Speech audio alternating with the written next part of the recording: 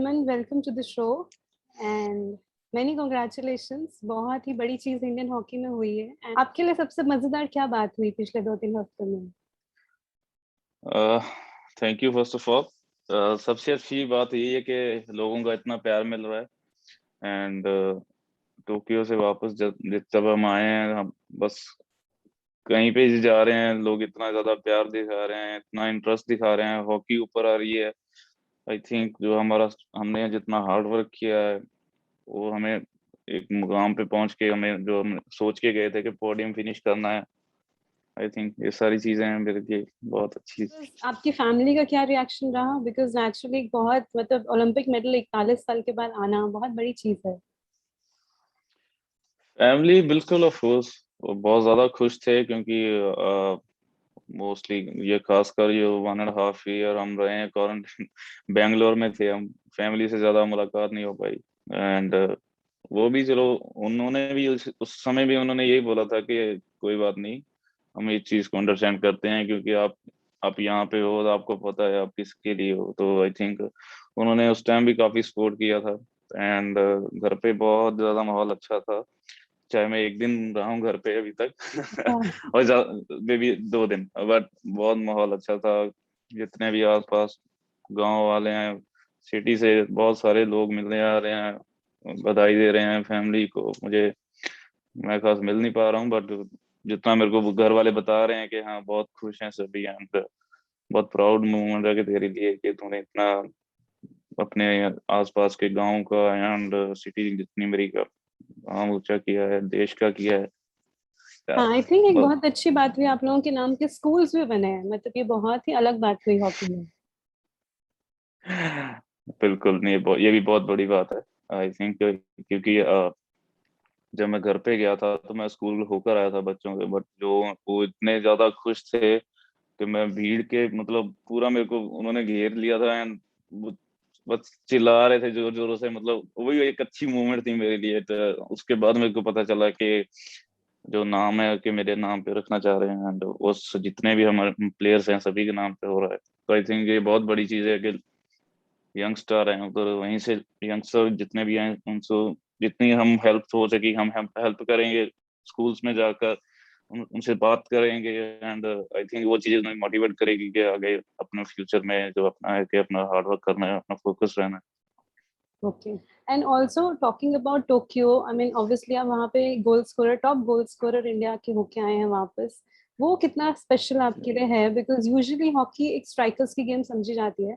Naturally modern hockey काफी बदल चुकी है, तो ड्रैग फ्लिकर्स पे बहुत ज्यादा स्ट्रेस रहता है और बहुत बड़ी रिस्पॉन्सिबिलिटी होती है। तो आप एज अ तो वो कितनी बड़ी चीज है आपके लिए individually?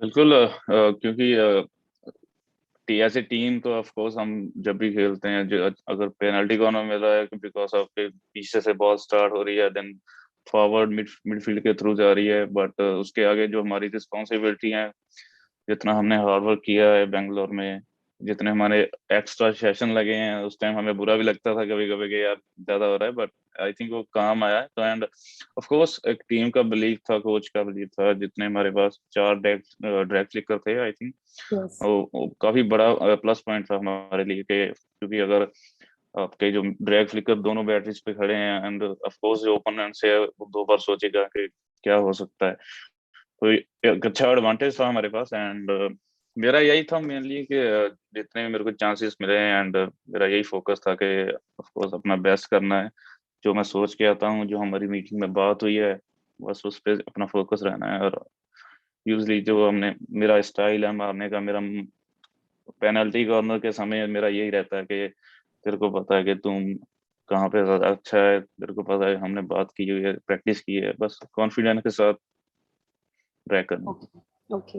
And if I ask you, because जो मतलब एक टाइम था सेमीफाइनल इंडिया खेला बेल्जियम के अगेंस्ट, ऑब्वियसली 2 क्वार्टर 3 क्वार्टर तक बहुत अच्छा गेम जा रहा था एंड एंड में दे स्कोर्ड। और उसके बाद जो जर्नी रही till the next 2 days till the Germany game, और उसमें भी नेचुरली बहुत टफ मोमेंट्स आए थे। जर्मनी 3-1 आगे था। तो वो वाला टाइम हमें थोड़ा सा बताइए कि टीम ने क्या किया, बिकॉज एक यंग टीम गई थी और ये वाला सिचुएशन हैंडल करने का एक्सपीरियंस शायद नहीं था कि 3-1 से, स्पेशली एक ओलंपिक फॉर्मर ओलंपिक चैंपियंस के अगेंस्ट कम बैक करना। तो तब आप लोगों ने क्या बात किया या कैसे वो कमबैक हुआ? सेमीफाइनल मैच आई थिंक जैसे आपने बताया कि 3 क्वार्टर बहुत अच्छा चल रहा था, एंड आई थिंक जब हमें स्कोर हुए हमारे पास इतना टाइम नहीं बचा था कि हम के कम बैक कर सकें। एंड आफ्टर मैच यही था मेनली कि हमारी यूजली प्लेयर्स की मीटिंग्स होती हैं, एंड उसमें भी आई थिंक सभी सभी जितने भी थे, चाहे यंगस्टर थे चाहे सीनियर्स थे, उन्होंने यही बात की कि आई थिंक जो हो चुका है हम उसके बारे में थोड़ा ज्यादा ना सोचें, अपना माइंड सही रखें, एंड स्टिल हमारे पास एक चांस है, एंड हम उसको अचीव कर सकते हैं, इतनी हमारे में कैपेबिलिटी है क्योंकि एक दूसरे पे हम बिलीव करते हैं। तो मेनली यही बात हुई थी सेमीफाइनल के बाद। बट आई थिंक जो हमारा ब्रॉन्ज वाला मेडल, वो मैच तो मतलब जर्मनी के साथ आप खेल रहे हो तो 3-1 की उनकी लीड है, तो सोचने में लगता है कि यार नहीं बहुत डिफिकल्ट रहेगा। बट आई थिंक उस टाइम प्लेयर्स की जो मेंटालिटी थी वो बहुत अच्छी थी, एंड उनको पता था कि यही हमारे पास मूवमेंट है। मैच से पहले भी हमने यही बात की है कि यही हमारे पास 60 मिनट है, अगर अपना हिस्ट्री अपने चेंज करनी है, अगर आप चाहते हो कि हॉकी ऊपर आए, यही यही टाइम है, ये हमारे हमारे हाथ में है कि हम हॉकी को कितना ऊपर लेके जा सकते हैं। ओके। तो आई थिंक वो प्लेयर्स ने दिखा है उस वाले मैच में कि कितनी उनको एक भूख थी कि जीतना है हमने। तो फिर 3-3 ड्रॉ हुआ, फिर हमने लीड किया आई थिंक, फिर ओवरऑल जितना मैच था आई थिंक सब अच्छा गया। And was a very strong comeback, मतलब इतना comeback from a young team was बहुत ही अच्छी चीज रही उस दिन। अगेंस्ट जर्मनी के वो एक मतलब डिफेंसिंग टीम मानी जाती है वो, हम्म। मतलब इतनी स्ट्रांग डिफेंस है उनकी, बट आई थिंक हमारे सभी प्लेयरों ने बहुत अच्छा काम किया। राइट। सो आपका सेकंड ओलंपिक्स था, and but this time with an elevated responsibility of a vice captain, and naturally मतलब आप डिफेंस में भी खेलते हैं, ड्रैग फ्लिक भी करते हैं, तो एक मतलब आपका experience as a senior member of the team कैसा रहा इस बार? ऐसा नहीं है कि कैप्टन और वाइस कैप्टन पे आई थिंक कोई प्रेशर वाली बात नहीं होती है, जो ओके। हमारी टीम की जो सोच है, क्योंकि आई थिंक हम सभी प्लेयर एक साथ चलते हैं, एक दूसरे की सपोर्ट करते हैं। ऐसा नहीं है कि यंगस्टर आया और वो अच्छा नहीं खेल रहा है, कभी कभी ऐसा होता है सीनियर भी अच्छा नहीं खेल रहा है और यंगस्टर उसको पुश कर रहा है, ये भी देखने को मिलता है हमारी टीम में कि ओके। कितनी जो हमारी, हाँ ये सबसे बड़ी बात है आई थिंक। तो आई थिंक 16 में जो मैंने सीखा था कि हम तब भी अपना क्वार्टर फाइनल हारे थे, और उस टाइम यही सीखा था कि ये इतने बड़े टूर्नामेंट में आके आप कहीं पे भी इजी नहीं ले सकते अपने आप को। राइट। एंड या क्योंकि सभी टीमें अपना बेस्ट करने आती है, सभी टीमें जीतने आती हैं, एंड बस जब ये ओलंपिक्स से हम जब बेंगलोर में हमारा कैंप था, उधर भी हमने यही बात करके आए थे कि पार्टिसिपेशन नहीं करने जाना है हमने, और जो मेनली हमारा फोकस था कि हमने मेडल के लिए जाना है, और मैच बाय मैच जाएंगे, अपना अच्छा करेंगे। आई थिंक जो सेकंड मैच हमारा ऑस्ट्रेलिया के साथ रहा, वो काफी मतलब स्कोर मार्जिन काफी ज्यादा था उसका, बट आई थिंक वो एक टर्निंग पॉइंट था हमारे लिए कि उससे हमें सभी प्लेयरों को सीख मिली कि ओलंपिक में आगे आप किसी टीम को ऐसे लाइव नहीं ले सकते हो, चाहे उससे पहले हमने उसको हराया भी है ऑस्ट्रेलिया को भुवनेश्वर में। तो आई थिंक वो हमारे लिए एक लर्निंग पॉइंट था, और सभी प्लेयरों की फिर जो मेंटालिटी थी उनको पता चल गया कि कुछ चीज ही नहीं रहने वाला है, अपना बेस्ट करना पड़ेगा, हर एक बॉल काउंट करती है, हर एक मूवमेंट काउंट करती है। चाहे मोस्टली हम बात करते हैं कि जो 50-50 बॉल होती है वो हमें लेनी है, इतना जो मोटिवेशन है एक दूसरे को यही कर सकते थे, और हमने आई थिंक बहुत अच्छे से निभाया ये सब। और जीतने के बाद क्या किया आप सब लोगों ने? मतलब वो फीलिंग शायद सिंक ही नहीं हो रही थी वहां पे तो। नहीं, टू बी ऑनेस्ट वहां पे तो मतलब एक खुशी थी, और काफी इमोशनल, मतलब काफी ज्यादा इमोशनल थे हम वहीं पे। एंड ऑफ कोर्स इतने टाइम के बाद हॉकी में मेडल आना, मतलब पूरे इंडिया को ही, हर एक बंदा यही, हर एक इंसान यही बोल रहा है कि मेडल हमें पहले भी आते थे, बट अब हॉकी में जब मेडल आया तो पूरे देश को और ज्यादा खुशी हो रही है। तो ये हमारे लिए भी बहुत अच्छी बात है कि मेडल आया, सेलिब्रेशन तो पूरा देख ही रहे हो आप जब से हम आए हैं यही सब चल रहा है, और आई थिंक ये भी इम्पोर्टेंट है कि लोग हमें जान रहे हैं, हॉकी को जान रहे हैं, हॉकी ऊपर आ रही है। मेरे जितने भी रिलेटिव्स हैं जिन्होंने कभी हॉकी के बारे में देखा भी नहीं है, उन्होंने भी मेरे को ये बोला है कि हम भी सुबह उठ के मैच देख रहे थे आप लोगों का, और आई थिंक एक खुशी की बात है कि हॉकी ऊपर है। ओके। एंड हम लोग अगर ड्रैग फ्लिक की बात करें, मतलब एक मॉडर्न हॉकी में बहुत ही इम्पोर्टेंट एस्पेक्ट माना जाता है, और कुछ लोग जो अभी नया नया हॉकी देखना शुरू हुए हैं, I would like you to ask कि आप सिंपल वर्ड्स में उन्हें समझाएं कि ड्रैग फ्लिक क्या होता है, क्योंकि हॉकी के गेम्स के रूल्स थोड़े से कॉम्प्लिकेटेड हैं फ्रॉम अदर गेम्स। तो आप ड्रैग फ्लिकर हैं, मतलब एक बहुत ही स्किल्ड चीज है ये, कि और आप सिंपल वर्ड्स में इनको, जो नए लोग हॉकी से जुड़े हैं, उन्हें कैसे एक्सप्लेन करेंगे? अ, उससे पहले आई थिंक पेनल्टी कॉर्नर का बताना जरूरी है। एंड ऑफ कोर्स डी में अगर फाउल होता है, आपके पैर में बॉल लग रही है या डेंजरस बॉल है, ऑफ कोर्स पेनल्टी कॉर्नर होता है। एंड उसके उसके साथ जो हमारे पीसी की बात करते हैं, उसमें तीन चीजें होती हैं कि जो हमारा पुशर, हमारा स्टॉपर, देन ड्रैग फ्लिक की जो टर्न आती है। एंड आई थिंक उनका सबका मेजर रोल होता है सेम। एंड जो ड्रैग फ्लिक में मेनली यही है कि उसमें जो बॉल पुश होती है, अगर आप डी से बाहर रोक रहे हो तो फिर सही है, फिर आप अगर आप लाइन पे भी रोक रहे हो बॉल, वो भी फाउल है, डी के अंदर बॉल रुकी वो भी आपका फाउल है, अनलेस कि आप रोक के इसको बाहर लेके फिर आप ड्रैग कर सकते हो।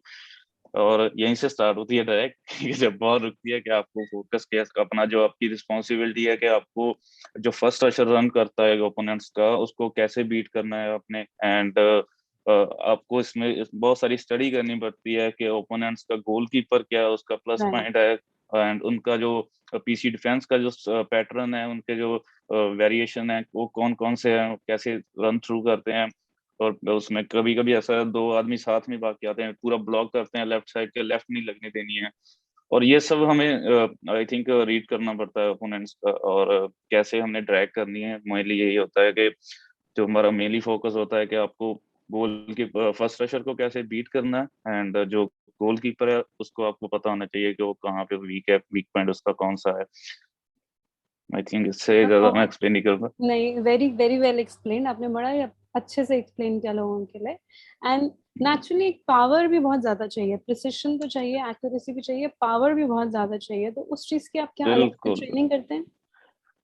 बिल्कुल, हमारा अलग से एक सेशन रहता है जिम में भी, जो हमारे ट्रेनर है, एंड वो काफी अच्छे से हमें वर्क करवाते हैं ऐसा, क्योंकि ड्रैग फ्लिक में ऐसा है कि आपकी पूरी बॉडी की आपकी पावर लगती है, एंड स्पेशली आपकी लोअर बैक, आपकी जो रिस्ट हैं, आपके शोल्डर हैं, उनके लिए जो आपको एक्सरसाइज हमें जो करते हैं वो एक्स्ट्रा करते हैं।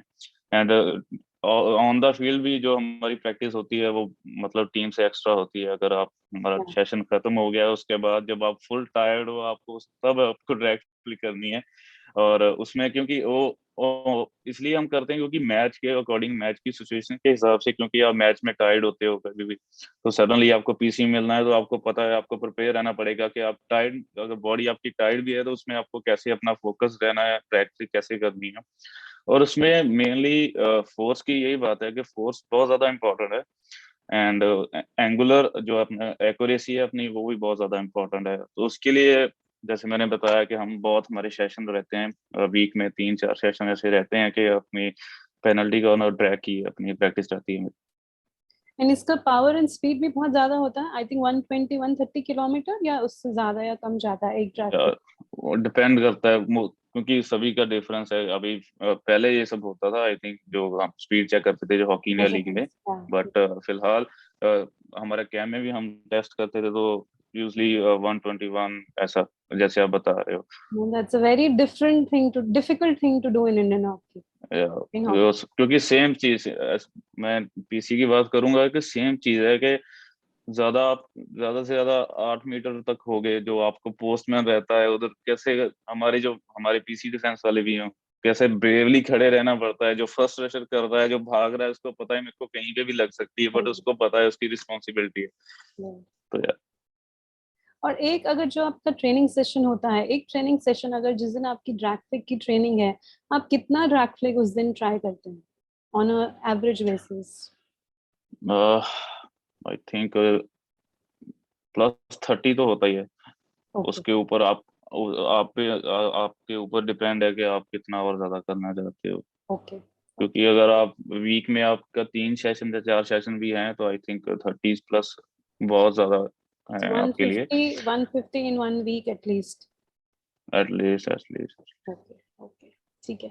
एंड मतलब हम आपके बचपन की भी कहानियां सुनते हैं, मतलब ये आप, आई थिंक आप काफी इंटरव्यूज में भी कहते हैं कि आप छोटे थे, आपके father, you belong to a farmers family, yes yes तो यस। आपकी मतलब आपने जब ट्रैक्टर और ये सब चीजें चलानी सीखी उसके थ्रू पावर आई, ये सही है या सही नहीं है? No no no, no no, okay. I don't know ये किसने स्टार्ट किया बहुत है, बहुत बट इंटरव्यूज या आप कैसे हैं नहीं नहीं, तो। ये हर एक इंटरव्यू में पूछा जाता है, बट इट्स नॉट वर्क के ट्रैक्टर से आपको पावर आई है, क्योंकि फार्मर ऐसी एक चीज है कि आपकी स्ट्रेंथ आपकी बहुत ज्यादा लगती है। ओके। एंड जब मैं हॉकी नहीं खेलता था, ऑफ कोर्स मैं अपने डैड के साथ, अपने भाई के साथ मैं अपना जाता था अपना फार्मिंग करने। एंड ऑफ कोर्स आपको ऐसा नहीं कि अकेला फार्मर हम्म। ट्रैक्टर ही नहीं चलाना राइट। होता है, बहुत सारी राइट, अलग बहुत अलग चीजें। चीजें होती हैं कि जिसमें आपकी बहुत ज्यादा स्ट्रेंथ यूज होती है। हम्म। एंड जैसे वेट, यहाँ पे वेट उठा के भी आपको चलना पड़ता है, ऐसा नहीं कि प्लेन रोड है, सब कुछ चीजें वो मतलब सारा कुछ किया हुआ है। बट आई थिंक वो चीजें भी काम तो आई हैं, बट ऑफ कोर्स आई हैं, क्योंकि उसमें बहुत ज्यादा स्ट्रेंथ भी लगती है। तो फार्मर्स की जो लाइफ है वो बहुत डिफिकल्ट है। मैं अभी भी घर पे जाता हूँ तो मैं कभी कभी जाता हूँ, अभी नहीं करने देते मेरे को, बट मना कर देते हैं। बट फिर बेसिकली ये बताना चाह रहा हूँ कि अकेला ऐसा नहीं कि ट्रैक्टर, पता नहीं किसने बात ये शुरू आई की, no. But I know. But still मैं ये बताना चाहता हूँ कि हाँ, फार्मिंग में अगर आप फार्मर वो आपको पता है कि आपकी बहुत ज्यादा स्ट्रेंथ लगती है इस चीज राइट। तो फिर आपकी मतलब हॉकी जर्नी शुरू कैसे हुई? जो आप छोटे थे तो कैसे हॉकी में आपने आने का डिसाइड किया? में। मैंने डिसाइड नहीं किया था, आई थिंक जो बोल सकते हैं मेरा लक था। एंड जो ऊपर वाले ने सोचा था कि हॉकी में हूँ, बट मोस्टली मेरा इंटरेस्ट स्पोर्ट्स में था कि ओके। मैं फुटबॉल वॉलीबॉल अपना खेलता था। बट उसके बाद आई थिंक हमारे स्कूल्स में जो हॉकी का भी था ग्राउंड, उसमें प्लेयर्स आते थे। एंड ऐसे ही बाय चांस मैं तो अपना अपना वॉलीबॉल के लिए या फुटबॉल के लिए गया था, हमारा जो कोचिस ओके। थे उन्होंने बुलाया था। एंड वहीं वहीं पे आई थिंक मेरे को याद है कि हम तीन चार लोग ये वहाँ पे पहुंचे थे, और एक हॉकी का कोच था वहाँ पे। तो ऐसे ही मेरी जर्नी स्टार्ट हुई है कि मैं उसमें उन्होंने बोला कि चलो आप हॉकी ट्राई करो। ये पंजाब जंडियाला गुरु में मैं जहाँ पे स्टडी करता था, सेंट अच्छा। सुपर। ओके। एंड वहीं वहीं पे एंड वहीं से मेरी जर्नी स्टार्ट हुई है। एंड फिर मैं अपनी प्राइवेट एकेडमी थी जलंधर में, करम सिंह एकेडमी। देन उसके बाद मैंने आई थिंक 8 महीने वहां पे रहा हूँ। उसके बाद मेरे ट्रायल हुए, मैं गवर्नमेंट एकेडमी में लुधियाना में गया। ओके। उसके बाद मैं जलंधर में शिफ्ट हुआ सुरजीत एकेडमी में। एंड जहाँ से फिर मेरे को मैंने नेशनल खेला। उसके बाद नेशनल में फॉरवर्ड आई थे थिंक आप हम पहले? जितने भी स्टार्टिंग फॉरवर्ड हुई है ये भी बड़ी मेरी। कमाल की बात है ना। या शायद तो ये जो इतने सारे गोल मारते हो शायद वो फॉरवर्ड होने का नतीजा है कि वो अंदर से वो है एक इंस्टिंक्ट ऑफ गोल्स। नहीं नहीं, बिल्कुल वो सारी चीजें, क्योंकि थोड़ा कभी कभी होता है कि हाँ, प्रेशर आपको पता है कि डिफेंडर के ऊपर बहुत ज्यादा प्रेशर रहता है, बट आपको इतना स्किल आपके पास होना चाहिए कि आपको हैंडल कर सके। आई थिंक ओवरऑल हमारे जितने भी डिफेंडर है सारे काम है बहुत अच्छे से। इजीली आपको अब देखा होगा प्रेशर में भी आप अच्छे से बॉल हाँ। निकालते हैं। तो या तो मैंने जर्नी स्टार्टिंग मेरी फॉरवर्ड फॉरवर्ड एज मैं फॉरवर्ड खेलता था, राइट आउट, उसमें आउट चलता था तब। अभी राइट डिफेंडर हो गया, लेफ्ट ये वो, राइट फॉरवर्ड ये। तो उसके बाद धीरे धीरे फिर मैं जब नेशनल में आया, देन मेरी सिलेक्शन हुई जूनियर टीम में। 2000 हम 15 में आए थे इधर। और उसके बाद मेरी जर्नी स्टार्ट हुई है। एंड उसके बाद मैं अभी तक कंटिन्यू कर रहा हूँ। तो ये That's इतना it. बड़ा शिफ्ट कैसे किया आपने from forward to back line? मतलब ये तो बहुत ही ज्यादा बड़ा शिफ्ट है।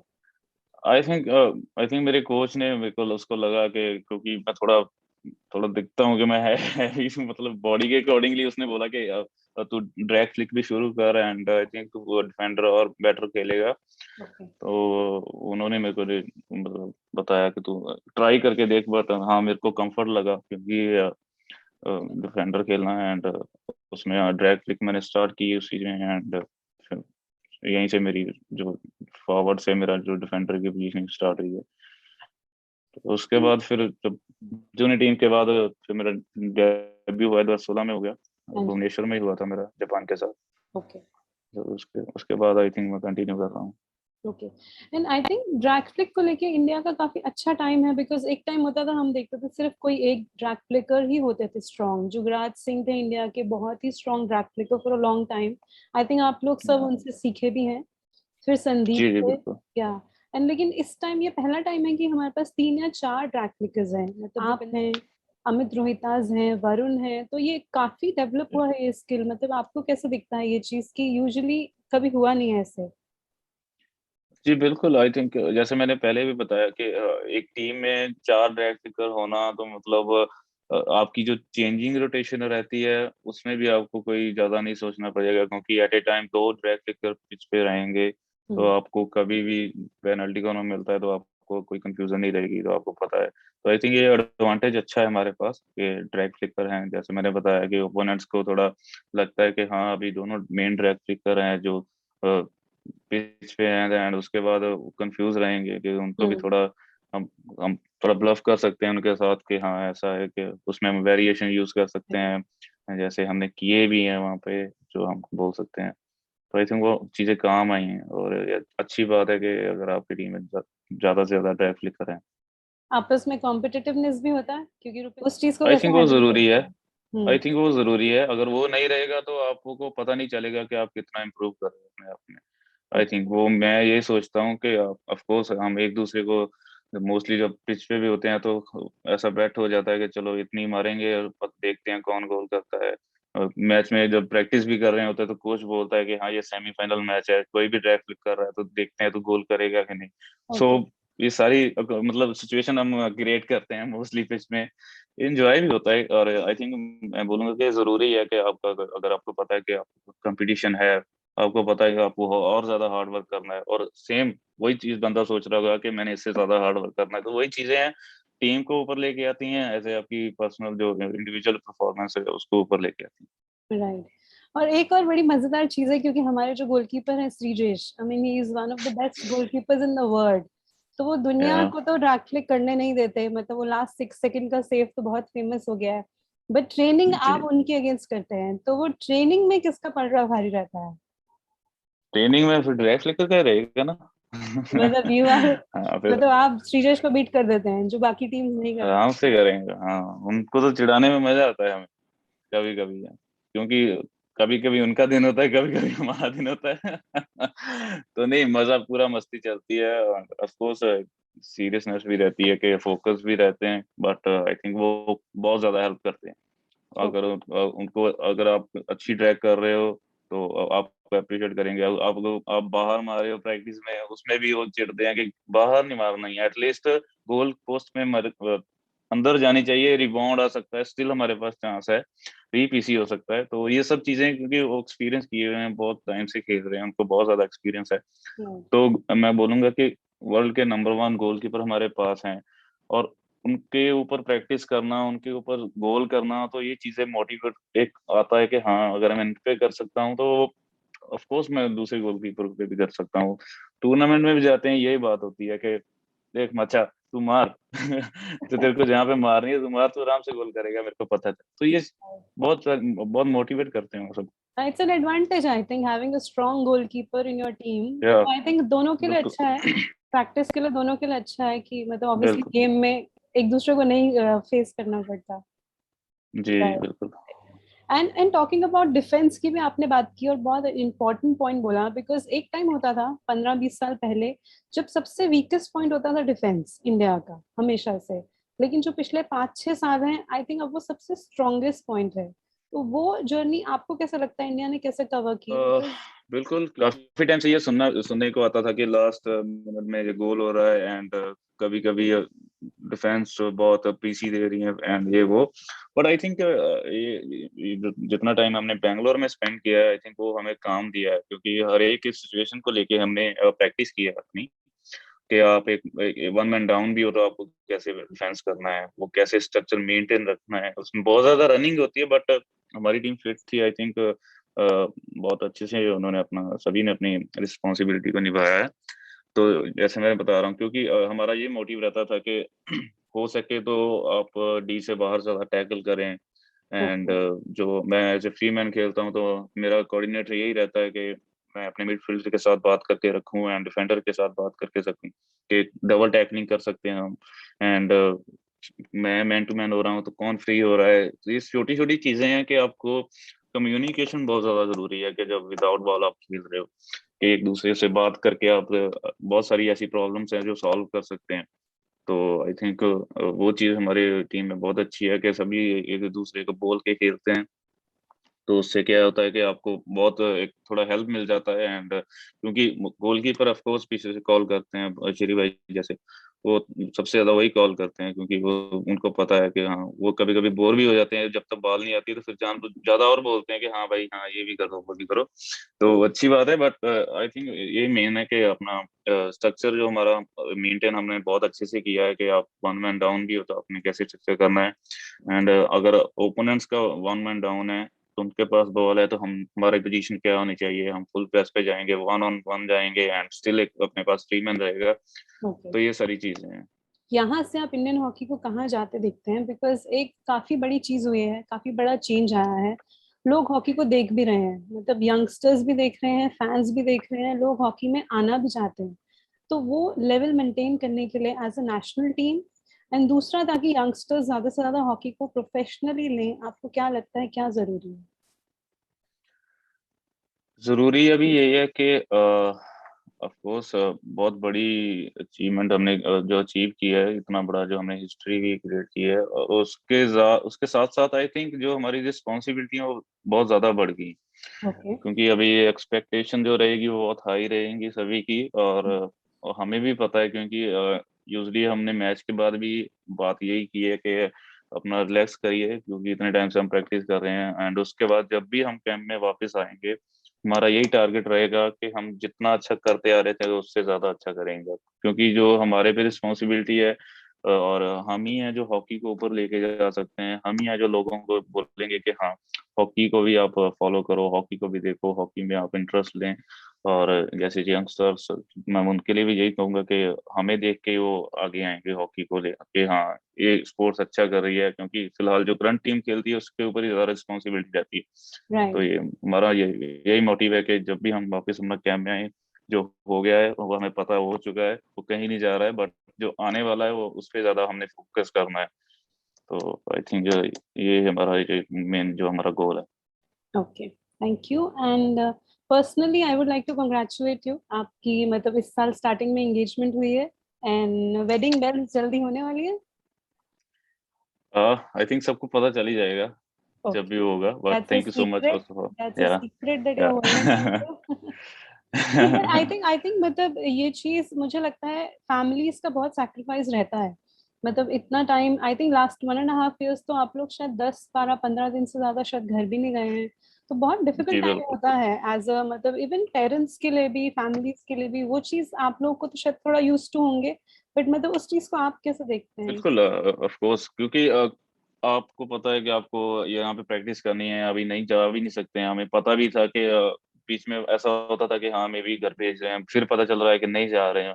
हम्म। क्योंकि जब हमें पता चलता है, हम ऑफ कोर्स घर पे बताते हैं कि शायद हम आ रहे हैं, वो भी खुश हो जाते हैं।